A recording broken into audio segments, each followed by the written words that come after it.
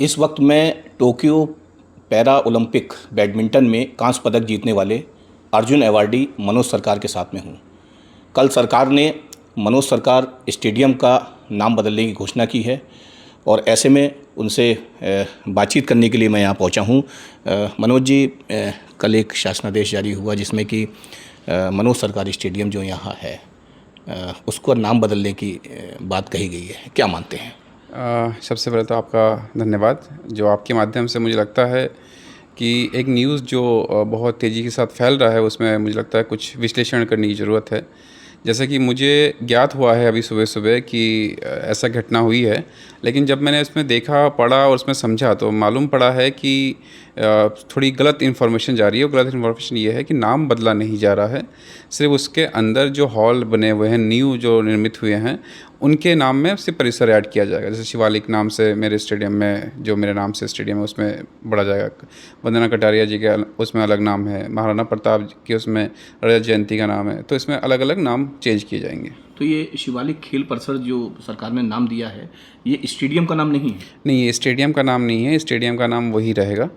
और हमेशा जो मैं देखते आ रहा हूँ, जब से मैं खेल रहा हूँ, तो सरकार ने हमेशा स्पोर्ट्स को बढ़ावा देने के लिए हर कदम संभव कोशिश करी है और सरकार हमेशा स्पोर्ट्समैन को आगे बढ़ाने की कोशिश करती रही है। तो मुझे नहीं लगता कि वो ऐसा कोई कदम उठाएंगे जिससे कि आने वाले भविष्य में स्पोर्ट्स प्लेयर जितने भी आएंगे उनको भी आहत हो कि नहीं, हमारे सीनियर्स के साथ ऐसा हुआ तो हमारे साथ नहीं होगा। तो मुझे लगता है कि ये एक बस भ्रमण है, उसको थोड़ा सा हमें चेंज करने की ज़रूरत है।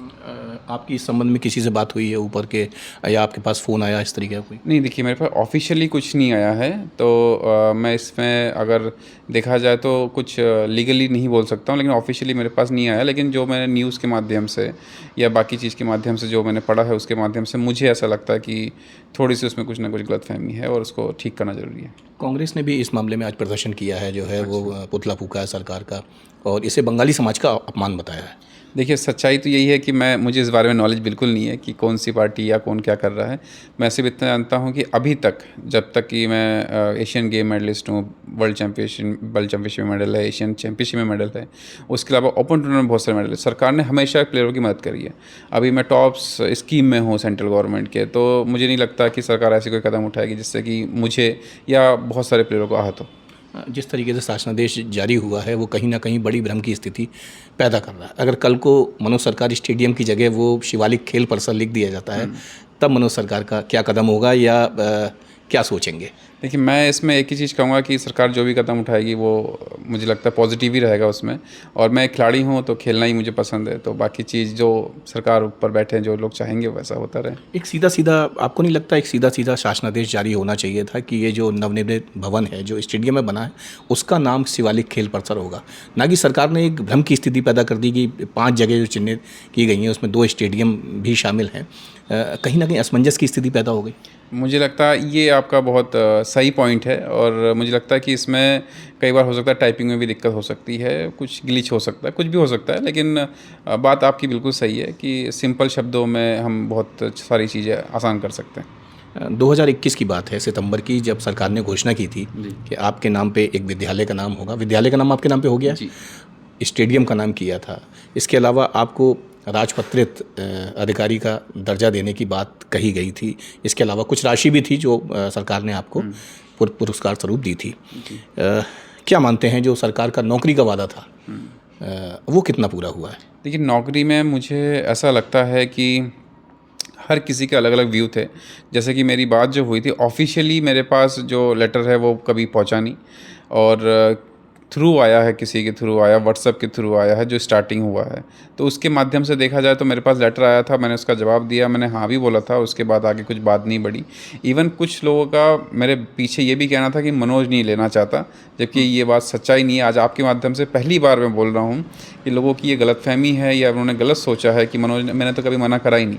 मैंने सिर्फ क्वेश्चन किया था कि मैं वहाँ पे ए क्लास हूँ, आप बी क्यों दे रहे हैं, पहला क्वेश्चन। दूसरा कि मुझे खेलने के लिए पूरा टाइम मिलेगा कि नहीं मिलेगा, उसका आंसर नहीं मिला और आज तक ना जॉब मिली है। फिर उसके बाद जब दोबारा चेंज हुए सरकार में, जैसे कि आप देखेंगे तो जो हमारे डायरेक्टर हैं वो चेंज हुए, तो जब चेंज होने का मैंने उनसे पूछा तो बाद में मुझे मालूम पड़ा, वो कहते हैं कि आप 4% आरक्षण में नहीं हैं। ऐसा मुझे सुनने में आया था। इवन सुनने में क्या, मैंने डायरेक्टली उनसे बात करी तो वो कहते हैं कि 4% के आरक्षण में नहीं है जो दिव्यांग लोगों का होता है, इसीलिए आपको नहीं मिला। तो मेरा सवाल सिर्फ इतना सा था उनसे भी कि सर आउट ऑफ 10 में 4% का क्या महत्व है, मतलब ही नहीं हुआ। बिल्कुल। तो उसका आंसर आज तक नहीं मिला और बस यहीं पे चल क्या रहा है। लगता है, उत्तराखंड सरकार ने कोरी घोषणा कर दी कि राजपत्रित अधिकारी का दर्जा देंगे और कुछ नहीं, सब ठांडा फिस हो गया। बीच में लेकिन मैं सीएम साहब से मिला था, एक स्टेज हम दोनों ने शेयर करी। मुझे बहुत सौभाग्य मिला कि मैं उनके साथ स्टेज में था, तो मैंने उनसे ये बात रखी थी। तो उन्होंने घोषणा भी करी थी कि हम बहुत जल्दी इसको लागू करेंगे और आपको नौकरी देंगे, ये भी बात उन्होंने कहा था। 2021 में जब ये हुआ तो उस समय खेल मंत्री जो है वो अरविंद पांडे थे और आज खेल मंत्री जो है रेखा आर्या है। आपको लगता है कि विभाग बदलने के साथ ही जो है वो भावनाएं भी कोई कहीं ना कहीं बदल गई हैं? जी, इस बारे में मैं सोचता हूँ कि मैं एक प्लेयर हूँ तो मुझे नहीं लगता कि मैं दोनों से उतना ज़्यादा अटैचमेंट नहीं हूँ। लेकिन सब सिंपल ये है कि सबके अपने अपनी देखने के तरीके हैं और मेरा देखने का तरीका एक ही है कि मेरे लिए दोनों जने बराबर हैं। आपने जब टोक्यो में पैरा ओलंपिक में बैडमिंटन में जीता आपने कांस्य पदक, पूरे शहर में ढोल बजे। जी। मुझे खुद ध्यान है क्योंकि मैं आपको रिसीव करने बॉर्डर पे गया था उस टाइम। तो क्या मानते हैं, कितनी संभावनाएं अपने स्टेट के खिलाड़ियों के लिए हैं ऊपर बढ़ने की? देखिए मैं अगर बहुत गहरे मन से कहूँ तो हमारे स्टेट में प्रतिभाओं की कमी नहीं है। बस हमें छांटना है कि हमारे हर एक जगह का कल्चर है। आप अगर देखेंगे कि हमारे स्टेट में एजिलिटी वाले प्लेयर, स्टेमिना वाले प्लेयर ज़्यादा मिलेंगे, आपको बहुत ज़्यादा पावर वाले प्लेयर नहीं मिलेंगे। तो हर गेम्स का अलग अलग वेव होता है। तो हम लोग जो फास्ट वाले गेम है उसमें ज़्यादा अच्छा कर पाएंगे, एंड्योरेंस वाले गेम में अच्छा करेंगे, क्विक वाले गेम में अच्छा कर पाएंगे। तो हमें बस अपने खिलाड़ियों को उस राह में ले जाना है, पहला चीज़। दूसरी चीज़ कि जैसे अभी नेशनल गेम्स हुए, ऐसे मौके बहुत मिलने चाहिए। एक दो से काम नहीं होगा, बहुत ज़्यादा मिलेंगे। साल के कम से कम 5-6 टूर्नामेंट वो खेलेंगे, तब वो धीरे धीरे प्लेयर्स आगे आएंगे। जैसे अगर मैं अपनी बात कहूँ, अगर मैं 1-2 टूर्नामेंट खेलता तो शायद यहाँ तक नहीं पहुँचता। मैंने अगर देखेंगे तो मैं 83 इंटरनेशनल मेडल है सिर्फ 83 इंटरनेशनल मेडल है। अगर वहीं कितने मैच हारे हैं वो कोई काउंट नहीं करता। तो इसी तरह से हमें अपने प्लेयरों को ना, जैसे कि अभी सरकार ने उदयमन जो हमारी खेल योजना कही है, ये एक बहुत अच्छा इनिशिएटिव है और मैं कहूँगा ऐसे ही खेल इनिशिएटिव और बढ़ाने पड़ेंगे। जैसे आपने नीचे स्तर पे अच्छा काम करा, लेकिन जो ऊपर लेवल पे खेल रहा है उसका क्या, आपको उनके बारे में सोचना पड़ेगा। सिर्फ कैश अवार्ड देना, मेडल जीतने के बाद देना, वो इम्पोर्टेंट नहीं है। एक घटना बता रहा हूँ, सच्चाई घटना है, थोड़ा सा मुझे लगता है कुछ लोगों को बुरा लग सकता है।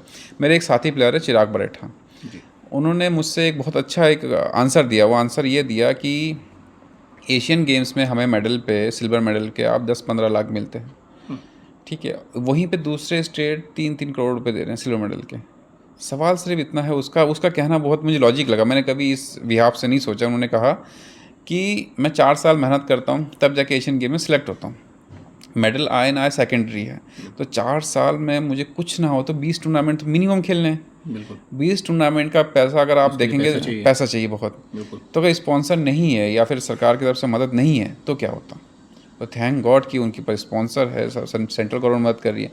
लेकिन जब तक उसमें स्टेट भी अपना प्रतिभाग नहीं करेंगे ना उस मेडल के पीछे, तब तक प्लेयर का क्या है, आपका मानना है कि खिलाड़ी तैयार किए जाने चाहिए? किए जाने चाहिए। मतलब आपको खर्चे करने पड़ेंगे। खिलाड़ी सरकार जब करेगी, मदद करेगी, तभी खिलाड़ी तैयार होंगे। 100 करेंगे तो उसमें से आपको 10 रिजल्ट देंगे। क्योंकि अगर कोई गरीब बच्चा है तो निश्चित तौर पे ना उसके पास स्पॉन्सर होगा, ना उसके पास संभावनाएं होंगी आगे बढ़ने की। बिल्कुल। तो आपको राष्ट्रपति ने भी सम्मानित किया, प्रधानमंत्री ने भी आपको बुलाया, आपको सम्मानित किया।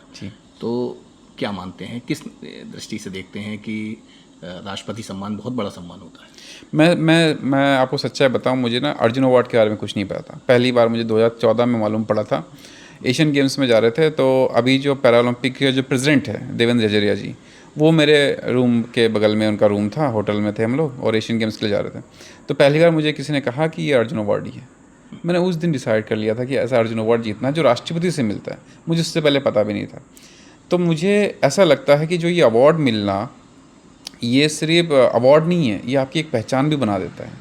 और ये पहचान इसलिए भी बनाता है कि आने वाली पीढ़ी को भी आप मोटिवेट करते हैं। तो मुझे लगता है सरकार जो भी हम लोगों को प्रमोट करती है अवार्ड के थ्रू या कुछ राशि के थ्रू, वो सब हमारे आने वाली पीढ़ी को भी लिए ये इम्पोर्टेंट रहता है कि हम भी इनकी तरह बने और इनसे आगे निकलें। बिल्कुल। तो क्या संदेश एक बच्चों के लिए देना चाहेंगे यहाँ के जो तैयारी करते हैं या फिर जो है आगे बढ़ने की उनमें चाहत है, उनमें आगे बढ़ने का जज्बा है। मैं तो इसमें सबसे मेरा सिंपल शुरू से एक ही चीज़ कहना है कि सबसे पहला कदम आप अपने घर से निकालिए। जब आप पहला कदम अपने घर से निकालेंगे ना, तो उसके बाद आपके पेरेंट्स, आपके दोस्त, आपके रिश्तेदार, आपके कोच, आपकी सरकार, प्राइवेट स्पॉन्सर, सेंट्रल गवर्नमेंट सब मदद करने के लिए तैयार है। पहला स्टेप आप घर से निकालिए। और दूसरा, जब आप आगे बढ़ते हैं तो उसके लिए 2 चीज़ मुझे ऐसा लगता है कि 2 चीज़ बहुत इंपॉर्टेंट है। पहला है डिसिप्लिन। सेल्फ डिसिप्लिन होना बहुत ज़रूरी है। डिसिप्लिन हर कोई डर के मारे कर देता है, लेकिन सेल्फ डिसिप्लिन चाहिए कि अलार्म बजेगा तो मैं अलार्म से पहले मैं उठूँगा। बिल्कुल। पहला चीज़। दूसरा चीज़ कि आपको त्याग करना पड़ेगा। आलस का त्याग। हाँ, आप कुछ भी कि आप इस चीज़ को पाना चाहते हैं, उसके लिए क्या त्याग कर सकते हैं, तो त्याग बहुत ज़रूरी है। लक्ष्य तय करना। लक्ष्य तय करना। आप अपनी कामयाबी का श्रेय किसे देते हैं? मेरे कामयाबी का श्रेय, अगर आप देखेंगे, कामयाबी का सबसे बड़ा श्रेय 2 लोगों को जाता है। एक मेरे फैमिली मेम्बर्स को, खास करके मम्मी को, और सबसे ज़्यादा उन लोगों का जिन्होंने मुझे कहा कि तुम कुछ नहीं कर सकते। ऐसे लोग भी थे? हाँ, बहुत हैं, अभी भी हैं। डिमोटिवेट करने हाँ, वाले। और मैंने उनका हमेशा पॉजिटिव लिया, और उसके बावजूद ही मैं यहाँ पे पहुँचा। अगर वो नहीं होता ना, तो शायद मैं यहाँ तक नहीं पहुँचता। मतलब आलोचकों का होना भी बहुत जरूरी है। बहुत ज़रूरी है, और उसको मुझे लगता है हर एक इंसान को पॉजिटिव लेना चाहिए। तो दोस्तों, मनोज सरकार मेरे साथ में थे, जिन्होंने कहा आलोचक, जीवन में आलोचक होना भी बहुत ज़रूरी है, और इन आलोचकों की बदौलत ही वो आज जो है अर्जुन अवार्डी हैं, राष्ट्रपति पुरस्कार से सम्मानित हैं, प्रधानमंत्री के पुरस्कार से सम्मानित हैं। इसके अलावा टोक्यो में जो पैरा ओलंपिक बैडमिंटन जो हुआ, उसमें कांस्य पदक जीतने वाले मनोज सरकार हैं, जो उत्तराखंड के एकमात्र खिलाड़ी हैं जिन्होंने कि अपने प्रदेश का भी नाम रोशन किया है। तो बने रहिए फ्रंट न्यूज़ नेटवर्क के साथ। नमस्कार।